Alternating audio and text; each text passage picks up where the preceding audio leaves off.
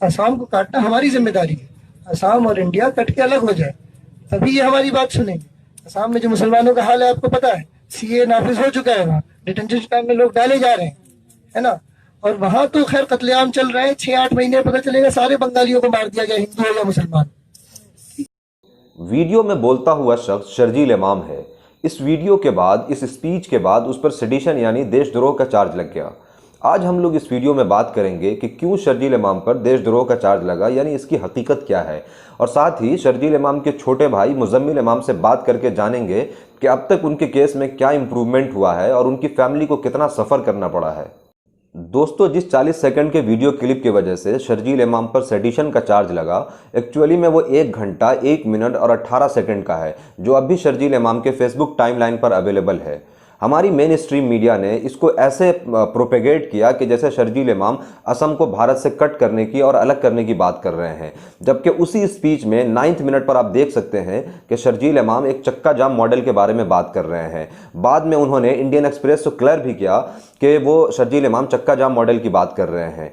इसके अलावा Republic TV का एक सो कॉल्ड स्टिंग ऑपरेशन में भी ये बात देखी जा सकती है कि शर्जील इमाम चक्का जाम की ही बात कर रहे हैं। 7 दिसंबर 2019 को एंटी सीए एनआरसी प्रोटेस्ट जो जंतर मंतर पर हुआ था, उसमें भी उन्होंने स्पीच देते हुए प्रोटेस्ट का जो इफेक्टिव और प्रोडक्टिव यूज है उसके बाद उसके ऊपर बात करते हुए उन्होंने चक्का जाम सजेस्ट किया। मिस्टर अपूर्वानंद झा जो दिल्ली यूनिवर्सिटी के प्रोफेसर हैं, वो लिखते हैं कि शर्जील इमाम किसी हिंसा यानी वायलेंस की बात नहीं कर रहा है, वो प्रोटेस्टर्स को उसके एंगर और गुस्सा को यूज करने के लिए इफेक्टिव और प्रोडक्टिव यूज के लिए कह रहा है, जिसके लिए भारत में हमेशा से चक्का जाम एक पीसफुल प्रोटेस्ट का तरीका रहा है। हमारी मेन स्ट्रीम मीडिया ने शर्जील इमाम को एक देशद्रोही के तौर पर प्रोजेक्ट किया, उसके सरेंडर को अरेस्ट कहा, उसकी फैमिली को टॉर्चर किया। मैंने इस संबंध में शर्जील इमाम के छोटे भाई मुजम्मिल इमाम से बात की। देखिए, ये सारी जानकारी हमें वो रिपब्लिक टीवी का जो स्टिंग ऑपरेशन हुआ 25 तारीख को, उसके बाद हमें टीवी के माध्यम से ये जानकारी मिला कि डिफरेंट स्टेट्स में इन पर केसेस हुए यूएपी और सेडिशन के धारा के अंतर्गत। तो उसके बाद जो सबसे पहली चीज हमारे दिमाग में थी कि मतलब हम अपने लॉयर से कंसल्ट करें और इन केस के बारीकियों को समझें। और सरेंडर तो बेशक हमें करना था, क्योंकि हम गुनाहगार नहीं हैं और ना ही हम कानून से भाग रहे हैं, कि जो भी न्यायिक प्रक्रिया है हम उसे फॉलो करना चाहते थे। लेकिन जो जिस तरह का माहौल उस वक्त बनाया गया था, उस समय की स्थिति ऐसी थी कि हमें ये नहीं पता था कि अगर भाई सरेंडर भी कर देते हैं तो उसके बाद पुलिस का क्या रवैया रहेगा, सरकार का क्या रवैया रहेगा। क्योंकि जिस तरह का माहौल हमारे गांव में बनाया गया था, मतलब हजारों की तादाद में पुलिस वाले थे और पूरे के पूरे गांव को एक छावनी में तब्दील कर रखा था। लगभग 1000-2000 मोबाइल फोन ट्रेस पे थे और हमें इस तरह महसूस कराया जा रहा था कि शर्जील इमाम एक पीएचडी स्कॉलर, एक जेएनयू के छात्र नहीं बल्कि एक बहुत बड़े आतंकवादी हैं। तो इस तरह के माहौल में लोग खौफजदा थे, फैमिली भी परेशान थी। बेशक मैं परेशान था, मेरी माँ परेशान थी, परिवार वाले परेशान थे कि किस तरह सरकार अगर ले भी जाती है तो प्रशासन क्या इनके साथ सलूक करेगा, कोई बदसलूकी तो नहीं करेगा, किसी तरह का फिजिकल टॉर्चर तो नहीं करेगा। तो इन सब चीजों को लेकर के पहले हमने सोचा कि हम अपने वकील से कंसल्ट करें और वकील से कंसल्ट करने के बाद ही हम सरेंडर की जो प्रक्रिया है उसको पालन करेंगे। और रही बात दूसरा सवाल, उसी सवाल में दूसरा पक्ष जो आपका था वो ये था कि सरेंडर के बारे में पुलिस का दावा है कि पुलिस ने अरेस्ट किया है। तो मैं आपसे बहुत साफ लफ्जों में ये पूछना चाहूंगा कि जिस तरह वो ट्विटर पे पोस्ट किया गया, बजाते गाड़ी में 2 वकीलों के साथ बैठ के एक फोटो खींची जाती है, उसके बाद उसको ट्विटर पे पोस्ट किया जाता है और लिखा जाता है कि मैंने खुद को दिल्ली पुलिस के हवाले कर दिया और अब से मेरी जिम्मेदारी दिल्ली पुलिस की। तो मैं ये पूछना चाहता हूँ, अरेस्ट के बाद इतना ज्यादा स्पेस किस अक्यूज को दिया जाता है? मैं ये पूछना चाहता हूँ। आप ये खुद समझ सकते हैं कि अगर एक बंदा अरेस्ट हो रहा है तो किन परिस्थिति में अरेस्ट होगा और क्या रिटेलिएशन होता है प्रशासन के द्वारा, पुलिस फोर्स के द्वारा आफ्टर अरेस्ट। किसी को इतना स्पेस नहीं दिया जाता कि आप फोटो खींचिए, अपने ट्विटर अकाउंट को लॉग इन करिए और उस पर अपडेट करिए। क्या शर्जील इमाम एक पीसफुल प्रोटेस्ट की बात कर रहा है? इसे समझने के लिए इस वीडियो को देखना बेहद जरूरी है। अफरा तफरी करवाने आएंगे, दंगा करवाने आएंगे, आपको पत्थर नहीं उठाना है, ये बस याद रख लीजिए। अगर कोई गड़बड़ी कर रहा है उसको पकड़ के कोने में करेंगे, उसका हिसाब पुलिस करेगी। समझ रहे? हमारी जिम्मेदारी। दोस्तों, प्रोटेस्ट का बहुत सारा तरीका है, धरना करना, हंगर स्ट्राइक करना, चक्का जाम ही क्यों? तो इसका सबसे बेस्ट आंसर है मणिपुर की इरोम शर्मिला, जिन्होंने 16 साल तक हंगर स्ट्राइक किया, लेकिन उसके बाद भी गवर्नमेंट ने उनकी डिमांड एक्सेप्ट नहीं की। अगर आपके मन में ये ख्याल आए कि आज़ाद भारत का शर्जील इमाम पहला शख्स है जिसने चक्का जाम की कॉल दी, तो आपके नॉलेज के लिए बीजेपी ने 2007 में, 2008 में, 2010 में, 2011, 12, 14, 15, 16 और 19 में चक्का जाम की कॉल दी है या चक्का जाम किया है। इसके अलावा कांग्रेस ने, आरजेडी ने, जेडीयू ने, तकरीबन हर पार्टी ने ऑलमोस्ट किसी न किसी गवर्नमेंट के फेल्योर या डिसीजन के ऊपर चक्का जाम की कॉल दी है या चक्का जाम की है। अगर आपके मन में यह सवाल आता है कि इन तमाम प्रोटेस्ट में किसी भी स्टेट का भारत से कनेक्शन नहीं टूटा, तो अगेन आपके नॉलेज के लिए अगस्त 2008 के एंड में श्री अमरनाथ यात्रा संघर्ष समिति ने अपनी मांग पूरी करवाने के लिए एक चक्का जाम किया, यानी रोड ब्लॉक किया, जिससे कई दिन तक कश्मीर का भारत से कनेक्शन टूटा रहा। 38 लोगों की जानें गई, 1000 से ज़्यादा लोग इंजर्ड हुए। ये एक वायलेंट प्रोटेस्ट था। मणिपुर में 2016-17 में एक ज़िला के निर्माण के लिए, यानी एक डिस्ट्रिक्ट को बनाने के लिए एक प्रोटेस्ट हुआ। यूनाइटेड नागा काउंसिल ने 139 दिन तक NH-37 को ब्लॉक रखा, यानी चक्का जाम किया। इस प्रोटेस्ट की वजह से मणिपुर का रेस्ट ऑफ इंडिया से कनेक्शन टूटा रहा। 2016 में जाट रिजर्वेशन आंदोलन हुआ, जिसमें हरियाणा कई दिनों तक बंद रहा। इस प्रोटेस्ट की वजह से दिल्ली का पानी सप्लाई बंद हो गया। वापस इसकी बहाली के लिए आर्मी को, यानी मिलिट्री को बुलाना पड़ा। 34,000 करोड़ का हरियाणा को इस प्रोटेस्ट की वजह से नुकसान हुआ। 30 से ज़्यादा लोगों की जानें गईं। अभी रिसेंटली किसान जो फार्मर बिल आया है, इसकी वजह से कई जगह पे चक्का जाम की जो खबरें आ रही है मीडिया में है। इसके अलावा आज़ाद भारत में ऐसा कई सारा प्रोटेस्ट है जिसमें चक्का जाम हुआ, बाद में वो प्रोटेस्ट वायलेंट हो गया, लेकिन कहीं भी सेडिशन के चार्ज की खबर नहीं सुनी गई। सुप्रीम कोर्ट के रिटायर्ड जज मिस्टर एम काजू अपने एक आर्टिकल में लिखते हैं, इंडियन कॉन्स्टिट्यूशन के आर्टिकल 19(1)(a) का रेफरेंस के साथ, कि शर्जील इमाम ने ऐसी कोई भी बात नहीं कही है जो कॉन्स्टिट्यूशन के अगेंस्ट है, इसीलिए उन पर से FIR हटना चाहिए। मगर पुलिस ने FIR हटाने के बजाय जो सेडिशन में 90 दिन का टाइम मिला था, उसको पूरे होने से ठीक 2 दिन पहले उन पे UAPA लगा दिया, जिससे 90 और डेज उनको मिल गया। ये बिल्कुल उसी तरीके से है कि धोनी लास्ट बॉल पे सिंगल ले लें ताकि जो है अगले ओवर में उनके हाथ में स्ट्राइक रहे। FIR हटाने के बजाय, जो पुलिस को चाहिए था कि FIR हटा लेती, लेकिन उसके बजाय उन्होंने बेसिक जो प्रोसीजर है इन्वेस्टिगेशन का, उसे भी फॉलो नहीं किया। देखिए, सबसे पहली बात, दिल्ली, सबसे पहले तो अरेस्ट हो गए वो दिल्ली गए। जब यहाँ से सरेंडर करने के बाद उनकी अरेस्टिंग शो हुई तो वो दिल्ली गए। उसके बाद दिल्ली जाने के बाद वहां से उन्हें असम ले जाएंगे, क्योंकि असम में भी इन पे UAPA के अंतर्गत केस दर्ज किया हुआ है। तो जिस दिन वो असम गए, हमें कोई इन्फॉर्मेशन नहीं दी गई, ना ही हमारे लीगल काउंसिल को कोई इन्फॉर्मेशन दी गई। और जो प्रोसेस है उसके अंतर्गत एटलीस्ट आप फैमिली या लीगल काउंसिल किसी एक को इन्फॉर्म करना, ये मतलब जिम्मेदारी रूल बनती है। है। आप, हाँ, जिम्मेदारी बनती है पुलिस की, प्रशासन की, इस तरह का काम किया जाए, बट ऐसा कुछ नहीं किया गया।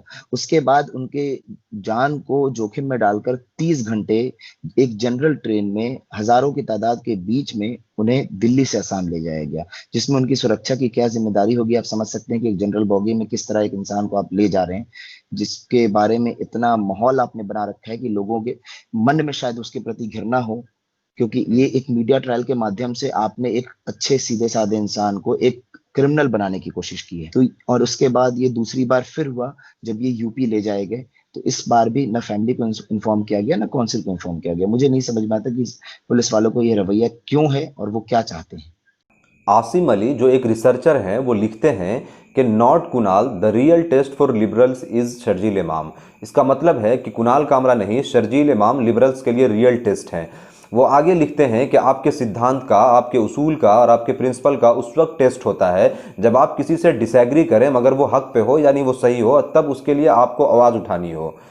आपको याद होगा कुणाल कामरा पर फ्लाइट बैन हुआ था, हर किसी ने उसके लिए आवाज़ उठाई थी, लेकिन शर्जील इमाम के साथ ऐसा नहीं है। बहुत सारे लोग खामोश हैं। शुरू के 2 महीने में बिल्कुल जामिया, AMU या फिर जो शाहीन बाग में जो लोग थे, वो बिल्कुल उनका नाम लेने से डरते थे या उनके बारे में बात करने से कतराते थे। और फिर 3-4 महीने के बाद फिर वही जो नौजवान हैं, जो MU के हैं, जो जामिया के हैं, उन्होंने ट्विटर पे एकदम से ट्रेंडिंग की। पहले उनको मतलब विलेन के तौर पे प्रोजेक्ट किया गया, चूंकि वो मीडिया ट्रायल था, और उसके बाद उनको एज ए हीरो प्रोजेक्ट किया गया। आप इस चीज को, ये जो चेंज है, उसको कैसे देखते हैं?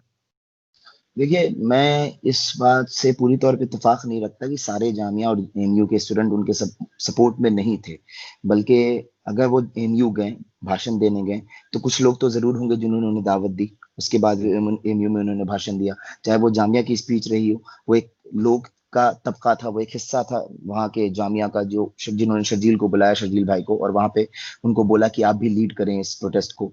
तो लोग तो पहले भी साथ थे। हाँ, उनकी तादाद कम थी, इस बात से मैं आपके एग्री करता हूँ कि तादाद कम थी।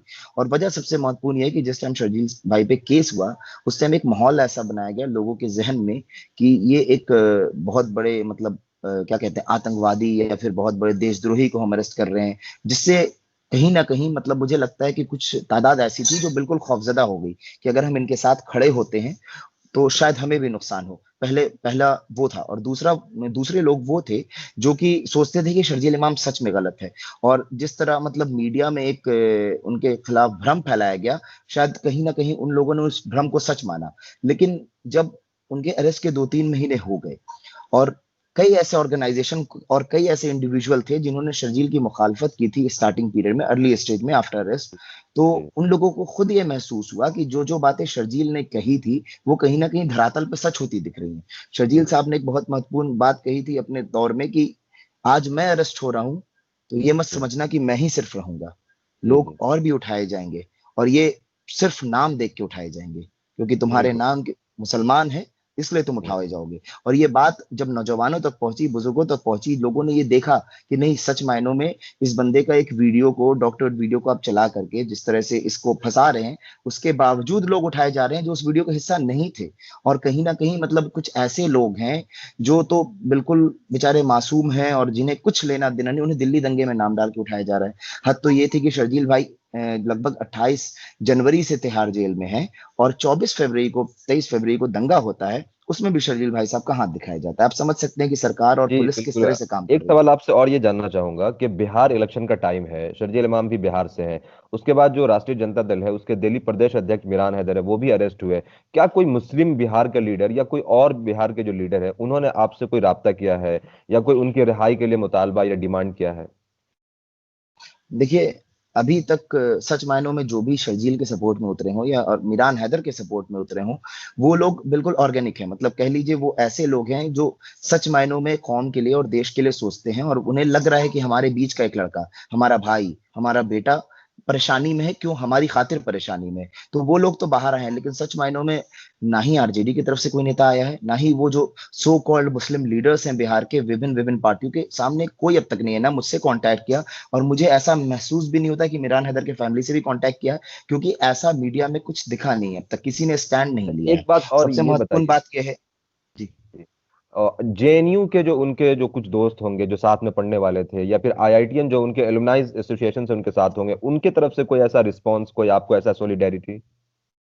देखिए, जेएनयू की जहां तक बात है, तो एक ग्रुप है जो कि शर्जील के समर्थन में खड़ा है, और जो डे वन से खड़ा है जैसे।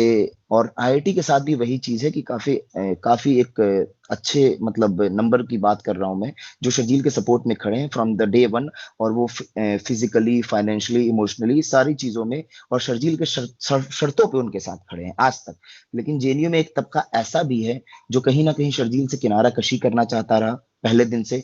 और मैं नहीं जानता कि उसके पीछे क्या उनकी पॉलिटिकल आइडियोलॉजी रही, लेकिन जहां शर्जील की बात आती है वो बोलने में डरता भी है। एक तबका ऐसा भी रहा है जेएनयू का। अगर आपको लगता है कि शर्जील इमाम एक रेडिकल मुस्लिम है और एक एक्सट्रीमिस्ट है या फिर हिंदुओं से नफरत करता है, तो शायद आपसे एक सच छुपाई गई। उसने अपने गांव काको जहानाबाद में 1000 स्क्वायर फीट ज़मीन मंदिर निर्माण के लिए दान दिया था। अब सोचिए कि कोई अपनी निजी ज़मीन, अपनी पर्सनल ज़मीन कैसे मंदिर बनाने के लिए दे सकता है। इसके अलावा 2017 में उन्होंने एक आर्टिकल लिखा जिसमें इस बात पर वो डिस्कस करते हैं कि विभाजन यानी पार्टीशन से पहले जो हमारे एंसेस्टर थे हिंदू मुसलमान, एक दूसरे के त्यौहार को सेलिब्रेट करते थे, जैसे पूजा है, दिवाली है और ईद बकरीद है। वो कहते हैं कि हमें अपने एंसेस्टर से सीखना चाहिए। इसके अलावा शर्जील इमाम के भाई मुजम्मिल इमाम इस बारे में कहते हैं, मतलब अगर सच मायनों में देखा जाए, तो जितने शर्जील के अच्छे दोस्त हैं, मतलब चाहे वो आईआईटी के हों, चाहे वो स्कूल के हों, मुझे लगता है कि 10-12-15 दोस्त होंगे जो उसके बिल्कुल बेहद करीबी हैं। आईआईटी और स्कूल सारे और जेएनयू के मिला के उसमें से लगता है 2 या 3 मुसलमान हैं। और वो 9 लोग ऐसे हैं, वो 12 लोग ऐसे हैं जो आज भी इस विगत परिस्थिति में भी उसके साथ खड़े हैं। तो आप समझ सकते हैं कि मतलब उस बंदे के सेकुलर होने पे या मतलब हिंदू विरोधी का जो इल्जाम लग रहा है उस पे कितनी सच्चाई हो सकती है। अब आप सोचिए कि जो आदमी अपनी ज़मीन मंदिर निर्माण के लिए दे रहा हो और जो आदमी ये कह रहा हो कि हिंदू मुसलमान को एक दूसरे के त्यौहार को सेलिब्रेट करना चाहिए, वो रेडिकल हो सकता है क्या? बड़े बड़े जर्नलिस्ट, स्कॉलर्स, यूट्यूबर्स और सोशल एक्टिविस्ट जिन्हें आवाज़ उठानी चाहिए थी लेकिन उन्होंने आवाज़ नहीं उठाई या यूँ कहिए कि जानबूझकर खामोश हो गए। शर्जील इमाम ने ऐसे ही लोगों के बारे में बार बार अपनी स्पीच में कहा था कि वो आपके साथ हों, आपके शर्तों पर हों, तभी वो आपके साथ हैं, वरना वो आपकी भीड़ का इस्तेमाल कर रहे हैं। आप देखिए आज वो लोग बिल्कुल खामोश हैं। अभी आप देखें बिहार विधानसभा का इलेक्शन है और शर्जील इमाम, मीरान हैदर बिहार से ही ताल्लुक़ रखते हैं। ये आरजेडी, उसके बाद मजलिस और भी बहुत सारी पार्टियां जो मुसलमानों के हमदर्दी का दम भरते हैं। आप उनसे सवाल पूछें कि आप इस तरह के जो पॉलिटिकल प्रिजनर्स हैं उनके रिहाई के लिए किस तरह की आवाज़ उठाई? क्या गवर्नमेंट से आपने डिमांड की कि उन्हें बाहर निकाला जाए?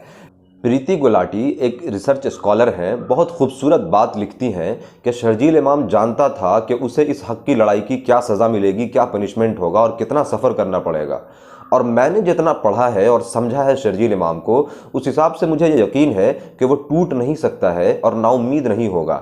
लेकिन दोस्तों, ये हमारी और आपकी रिस्पॉन्सिबिलिटी है कि जो भी पॉलिटिकल प्रिजनर्स हैं उनके लिए आवाज़ उठाएं, उनके फैमिली से बात करें, एटलीस्ट सोशल मीडिया पर उनके बारे में लिखें ताकि उनको जस्टिस मिल सके।